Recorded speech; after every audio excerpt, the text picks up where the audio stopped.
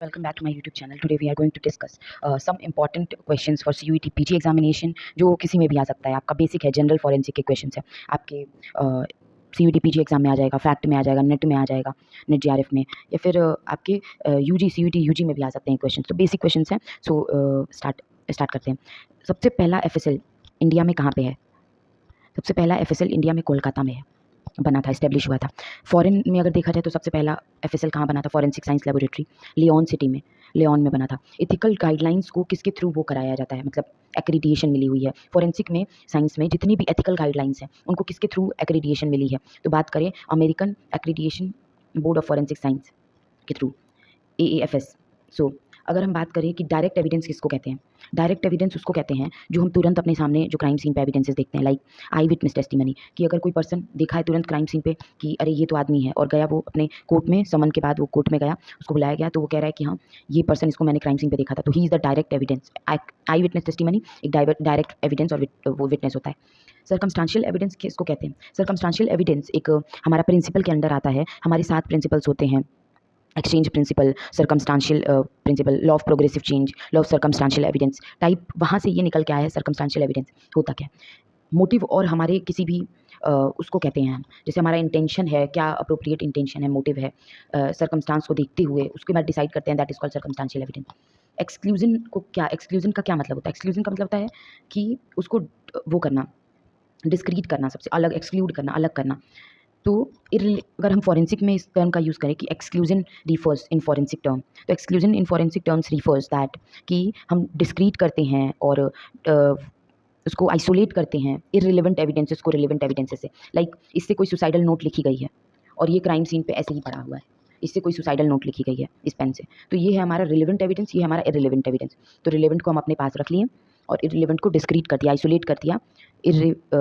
Exclusion का मतलब ये हो गया, इसको डिस्क्रीट कर दिया. Now we are going to we are discuss that कि एडवांस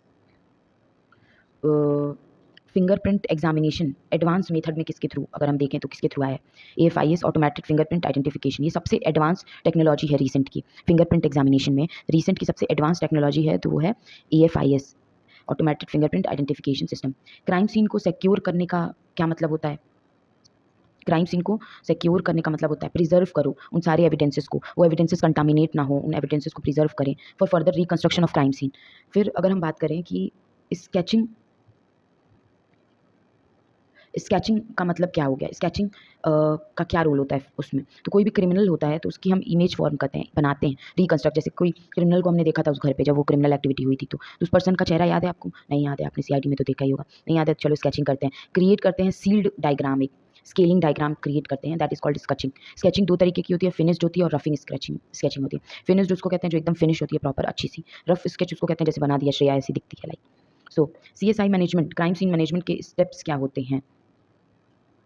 CSI मैनेजमेंट के स्टेप्स होते हैं, सबसे पहले इंफॉर्मेशन टेक्नोलॉजी, मैन पावर, फिर हमारा लॉजिस्टिक्स. CSI के मैनेजमेंट के 4 टाइप्स होते हैं. CSI मैनेजमेंट नहीं पूछा था. CSI मैनेजमेंट का मतलब होता है प्रिजर्व, स्केचिंग, फिर ये सारी चीज़ें आ जाती हैं, सिक्योर करते हैं, डॉक्यूमेंट करते हैं, ये सारी चीज़ें नहीं. CSI मैनेजमेंट के टाइप्स कितने होते हैं? Information CSI management, technology CSI management, man power CSI management and logistics CSI management. Information जैसे क्राइम सीन इन्वेस्टिगेशन में इंफॉर्मेशन को मैनेज करना, टेक्नोलॉजीज़ को मैनेज करना, इसका अलग डिवीजन होता है. मैन पावर को मैनेज करना एंड लॉजिस्टिक्स को मैनेज करना, ये सारे पार्ट हैं CSI crime scene investigation management के. अगर हम बात करें कि CSI प्रोसेस क्या होता है, क्राइम सीन इन्वेस्टिगेशन, अभी इससे पहले हम लोग मैनेजमेंट की बात कर रहे थे. Now we are going to discuss कि व्हाट इज CSI का प्रोसेस, क्राइम सीन इन्वेस्टिगेशन का प्रोसेस. सबसे पहले क्राइम सीन को सिक्योर करेंगे, चेन ऑफ कस्टडी मेंटेन करेंगे, क्राइम सीन को सिक्योर करेंगे जिससे क्या हो, एविडेंसेस कंटामिनेट ना हो पाए हमारे.